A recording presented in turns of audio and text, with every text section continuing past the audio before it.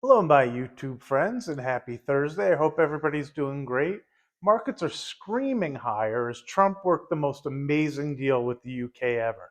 I mean, when I tell you this is the most incredible deal, you have no idea exactly what it is because they did things behind the scenes that nobody else has ever seen before. The nice thing is, like I said, the markets are screaming higher, which is great to see. We're going to talk about the deal as well as some other things, so stick around. Should be a really good video. Want to make your money work harder? Enjoy another video with Adam Kahn, the rational investor on stocks, real estate, and crypto. Subscribe now for your weekly dose of investment insights and hopefully learn a thing or two. So, what the heck is going on today and what's going on with the tariffs? We're going to talk about that, but also what is going on with the crazy smock and the ribs. Well, we're cooking ribs today, so I hope it doesn't bother you guys that I'm going to waver back and forth between the markets and cooking, show a couple of tricks that I do here, especially to try to keep things clean because, otherwise I'll get yelled at for not being super clean. Um, Either way, what's so amazing, as much as I joke and say it's the most amazing thing ever, and you won't believe it, you won't even understand what's going on. The reason for that is we really don't know what's going on. There hasn't been any decisions yet about the actual tariffs. There's just been an announcement that an agreement has been come to, whatever that means. And over the next few weeks, we're going to hear what they've decided. Now, the markets seem to love it, so I got no complaint. I'm, I'm, I'm perfectly happy to watch the markets go higher, so what's the difference to me? But the reality is, nothing's really changed. No agreement's been come to. Who knows what they've discussed and if it'll be good. But I think what the market's like is some clarity that some progress is being made. It's just really nice to see how much higher they are. I still kind of wonder about, was that enough panic that we saw that we're just not going to see anymore? I mean, the lows in April were pretty scary and looked like the market really could collapse. We were down 10% in 2 days alone. People were calling who don't typically call me asking, should I sell everything? And to me, that's a really good sign of a good bottom. And now that we're going higher, the movement going higher doesn't really feel like tons of buying. I don't know how to explain it, but it really feels like the sellers are just exhausted, which could mean we have a long way to go. Now, what's tough for me to understand is, does that mean we're just going right back to 25 times next year's earnings and being overvalued? Because I can't have a reason that I can justify that. In my conversation with my brother, it's like I'm trying to come up with a reason we'd go back to that. And the only thing I can come up with is maybe inflation goes through everything, including price to earnings ratios. Now, when I look at what's higher today, I'm a little surprised because it really is pretty much everything. It does make sense to me. I've been banging my hands on the table. I still think things like Target are an unbelievable value. Today it's pushing up against like $98 a share, but it's still super cheap. It only looks like it's moved a bit because of the lows were set in around, $90 and a little below. So it feels like it's gone up a good amount. But I think until it gets above maybe 120, it's still rather cheap, which means there's like 20% upside still from where it is now, still being inexpensive. I feel the same way about Whirlpool. It's up to, I think I saw over $78 a share, but they seem to be making a turnaround. They've made a comment that the tariffs don't impact them that much or as much as they thought. Earnings are going positive and growing. And if you buy it currently, you're getting a 9% dividend on something that should be able to increase their profits enough to be able to make the payments on the dividend. Now, as I stated in another video, you are taking a bit of risk because the last quarterly report, they made $1.25 for the quarter and they're paying out 175 for their dividend. So that can't go on forever. I mean, they can't be making 50 cents less than what the dividend is. But they also made reference that not only are the tariffs not hurting them as much, they expect that to go up over time. So I'm imagining that they're allowing the dividend to be larger than the income coming in because they see potential that it's going to increase and they'll have no problem paying that dividend. And if I can get a stock paying 8 or 9% return just on a dividend payment, and my hope is then I get some appreciation as well, to me, that's another great opportunity. And then Target's paying close to 5% dividend on a company with an 11 PE, actually lower than 11, which is a total steal because they're still growing. They were just in the news for needing to close stores because of theft, which I think is a good thing. If you have non-performing stores and you're able to close them down because of things going on in the media that give you an excuse to get out of leases and get out of bad investments and stick with just the good ones, why wouldn't you get out of the ones that are losing money and stick with the ones that are making money? They then got in problems because they had gone woke. Well, okay, who cares how a company goes? But meanwhile, you had some people yelling and screaming saying they're not going to shop there anymore.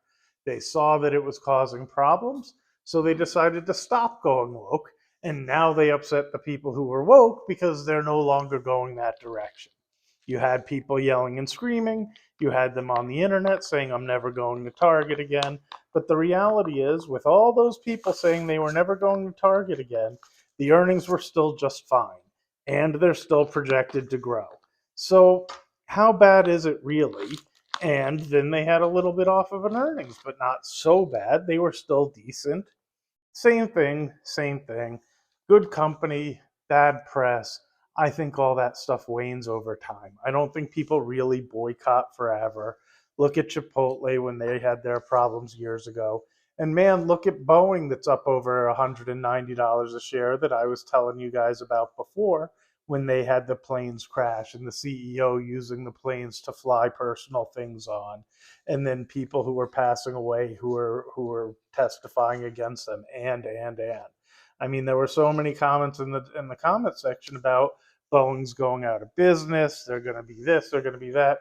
The news is just the news and the background noise, and what you try to wait for is bad news on good companies. I mean, to me, that's where Nike is also. I mean, I think under $60 a share, with all this, on cloud's going to put them out of business, and Adidas and everybody else, generally in the long run, things tend to work themselves out, and companies that are good tend to stay good over a long time.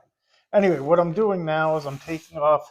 There's a layer on the back of the ribs that's kind of, I don't know if you've ever had ribs and you get that, it's hard to bite it because it's kind of hard. There's just this one layer. Normally, like, I'd like to put on gloves, but I hate to admit they're a pain in the butt to actually get that piece off. So it's way easier with your hands. You just have to make sure to wash them afterwards. That's the first step, is taking these out. I got my garbage back here so I can just throw this stuff out. I put on the table, I think you saw some plastic wrap, so like, you still have to wash it afterwards, but it helps to keep it from getting really bad with all the juice and everything else. So either way, like, I think that stuff makes sense to be going up. What's interesting to me is watching the Amazons are more on point to something like Costco. That's so hard for me because trading like 50 times next year's earnings. I guess it's because it's so secure and it goes, it's always doing better and better, and they have room to expand and whatever else. But it's still hard for me at this valuation on a company like Costco that I think is a great company. The thing is, we're still going to have to come to some resolution with China. The tariffs are still way too high. In fact, Trump even admitted on, I think it was on Dateline, but I'd have to look it up again and double check, where even he said it's too high. And of course, he expects them to come down. Now, in the meantime, we're at a bit of an impasse because China says they won't come to the table unless we lower the tariffs. And Trump and our administration is saying we're not lowering our tariffs until we can come to some sort of agreement of what it's going to look like. There's no right or wrong here. The concern is still that maybe it goes too far. What I'm doing here is I'm still taking off the extra juices and stuff to try to dry this down and pat it out a bit. And then I made a rub. It's just salt, pepper, garlic powder, and some paprika and a little bit of sugar that we'll put on top of these two and let them sit for about an hour. But somewhere it's going to have to break. I mean, even Trump made a comment that if things don't change, that just means that there's no trade going on. And nobody really wants no trade going on. Like neither China or the US. That does nobody any good to have like just stagnant, no business. But what I think we're seeing right now is the companies bought everything in advance. They knew the tariffs were coming along. So if you're Target or you're Ford or you're whoever, and you know that you buy things from these countries that we're having issues with, well, you buy as much as you can and you put it in your warehouses and you wait it through. The funny thing is, and I think I mentioned this in another video too. So one of my friend's old employees went to buy a car about 3 weeks, maybe 4 weeks ago. When he went to buy it, on the sticker was a $5,000 charge for a tariff fee. The funny thing about that is the tariffs hadn't gone into effect on automobiles yet. So I think what you're actually seeing is an ability for companies to continue to raise prices and not really get blamed the same way because everybody's going to blame the tariffs. I think it allows them to take a chance and see if things hold with higher prices. I mean, with all the news and all the media going on, if I'm Target or I'm Whirlpool or I'm anybody who sells retail products, why wouldn't I raise the prices right now? Everybody's going to hem and haw.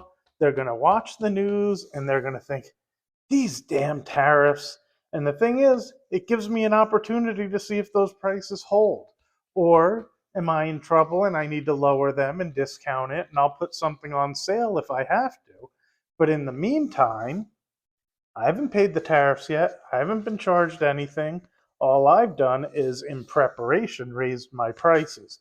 And if those prices hold, well, better margins. In the meantime, it also gives me an opportunity, if I want to let people go, which is terrible. I'm not saying that's a good thing. I'm just explaining it. Like, all of a sudden, I can fire people and I can blame tariffs and say that AI is helping me. We're going to focus more on making things more automated because the technology is getting better. So here you are in a position where you can raise prices to get better margins. You can also slim down on your staff and increase your margins and make more profits. Maybe revenue drops, but I think these companies are going to have good profits, which could in turn mean better stock prices, and maybe that's why the market's rallying. It could also just be simple supply and demand, and we had enough fear in the market. Again, it's still really nice to see. I'm watching Amazon push back up to, I think it was 192 when I started talking again now. But I'd love to see it get above that 195 area that was the recent high. I know the high is like 240 something, but when it popped up the last time and before falling back down, got around 195. So that's in my mind, the top of the recent raid. And then, I'll tell you, I know I talked about, if you didn't see yesterday's video and you want to check it out, cash secured puts and covered calls. I'll tell you one of the negatives because it's what happened on a couple of things. So the news on Google, which we'll talk about a little as well in terms of their search and why the stock fell off so hard. Um, I think there's good reason for the stock falling off, but I also think at this price, it's a little bit, it's becoming reasonable even if search deteriorates over the next 5 years. Anyway, that being said, gave an opportunity that I actually sold some cash secured puts in Google because my attitude was, well, it's fallen far enough. Even if search deteriorates, maybe I'd pick some up at 148 and 145 over the next couple weeks if it continued to fall. Here's the negative. I didn't buy the stock, and the stock is up a good bit today. Maybe I collected $1 for the put that I sold, and I make $100 if it doesn't go below those levels. But that's what I'm limited to. And when you watch the guys on CNBC, and I won't say their names, but there's a couple of brothers who talk about options. What they do is they waver between percent and dollar gains. And what they'll do in that scenario, they'll talk about the secured put that they sold and how they made 100% on the trade. But when you do options, you're not making the same size investment you are as when you're buying a stock. So to switch to a percentage and say I made 80% or 100% is a little deceiving because how many calls or how many puts did you really sell? and you're not investing the same way you might put in $10,000 into Target or Amazon or whatever. You're doing one option or two options. So it's still only maybe $100 or $200. To flip it to percentages, if it was some massive trade, is kind of silly. And then the opposite happens when they talk about, if I invested in Amazon and it went against me, I would have lost $2,000. I'm obviously making it up. But if I did the call, I would have only lost $100. It's the same thing. It's because the bet is actually smaller, not because it always works out this way. The negative with selling cash secured puts is twofold. One, potentially it doesn't get to your price and you didn't buy the stock, you just collected on the option, which I think is still worth doing. Or two, there could be a scenario where you sell the put, the stock actually goes below that level. So if you had just put a bid offer in, you would have been filled, and then shoots back up so that you never actually get assigned the stock by selling the put. Now, again, these are all different strategies. I like selling options. I'm really happy with the trade and it worked out great. But it just points out one of the negatives with options and selling, whether it's cash secured puts or covered calls. Both are things that can happen that are negative against it. So now in terms of cooking, for those of you who are curious about the ribs, I tend to keep my temperature pretty low, somewhere between 180 degrees to maybe 210 degrees at the most. I give it a good 4 or 5 hours as is, right on the racks in the smoker. I use a combination of apple and cherry and hickory wood. And I like to use wood more than the pellets, but I will tell you the pellets are easier. After the 4 or 5 hours, the reason for this, I do a little bit of a cheat. I know in a competition they're not okay with it. I will wrap it up with the tin foil, and I might even use a little of this if I'm worried that the liquid will drip, because I'm about to say, and I tend to add like apple cider, I find is the best. But if I'm in a jam, I'll buy like some, they've got these simply whatever flavored drinks, and I'll go with like mango, or I might get a little bit of Sprite or something like that. And I'll bring the ribs out, I will put them in tin foil, I'll wrap them with the liquid, and I'll give them another 2 to 3 hours for a total cook time of about 7 hours. I know a lot of people do it less, but this ends up giving a real fall off the bone type of thing, which is what my wife really likes. I like a little bit more of a bite. Um, but to be fair, they really do come out great. I then do a combination. Give me a minute. I'll go off the screen for a second, probably. Of, all right. So my in-laws bought this for us, which was cool, and tried it out. The Sam's hot and spicy barbecue sauce, and then, like everybody, the Sweet Baby Ray's. So I'll mix those together so it has a little bit of spicy to it. I'll put that on top, and I'll finish it off on the grill. I might even put it in the smoker for the last half hour to let it cook into it, but then I'll finish it on the grill to give it that caramelized taste. The reason I tell you all that is by the time I get the video posted, that'll already be done, and I'm not going to be showing you me wrapping it and putting it in the smoker and stuff. I will tell you, for those of you who like to cook, a smoker for things like ribs or brisket is friggin' awesome. It blows away a traditional barbecue or the oven. The flavor's unbelievable. It's really easy. You kind of just set it and forget it, like Ron Pope said. You just make sure the temperature stays. And in some ways, the less you bother with it, the better. Kind of like stock trading. You just kind of set it and forget it, and those do just well, as long as you buy really good companies. As always, this is not financial advice. Please don't listen to me or anybody on YouTube for that matter. You guys need to do your own research and potentially reach out to a financial advisor for any financial decisions you make. I'm just sharing what works for me, and I hope you take it as entertainment purposes only. I still love Target. I took a little glance. It was above 98 for a bit, which is pretty cool to see it going on 100. Um, and I don't know how many of you took a look at Boeing that I was screaming about before. And don't get me wrong, I took a lot of heat on Boeing. I started buying it at like 170 a share, maybe even a little bit higher. All the way down, it fell below 140. It got into the 130s, and I was still buying some, but I was pretty nervous that, geez, maybe this thing really is having trouble. Now it's back up above 190. Super cool to see. I think it's the same thing with some of those others, that great companies out of favor. Do me a favor if you haven't already, hit that subscribe button, smash the like button, make some comments in the comment section. Let me know what you think about Trump's policy with these tariffs. How do you think things are going to play out? Do you think we already saw the bottom? I mean, I did some videos a while back that I expect to be making new highs by the end of the year. And amazingly, it kind of feels that way. Doesn't make sense to me, kind of like what I talk about with the housing market.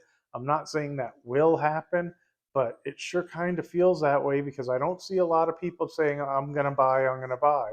And when the market's going straight up and nobody's paying attention is generally when it continues. Anyway, have a great day. I'm going to get this stuff edited. I'm going to get this into the smoker, go for a walk while it's cooking. Like I said, set it and forget it. Check the temperature when I get back, and then do my round of wrapping and stuff. Have a great rest of your day, and hopefully have time to do another video tomorrow.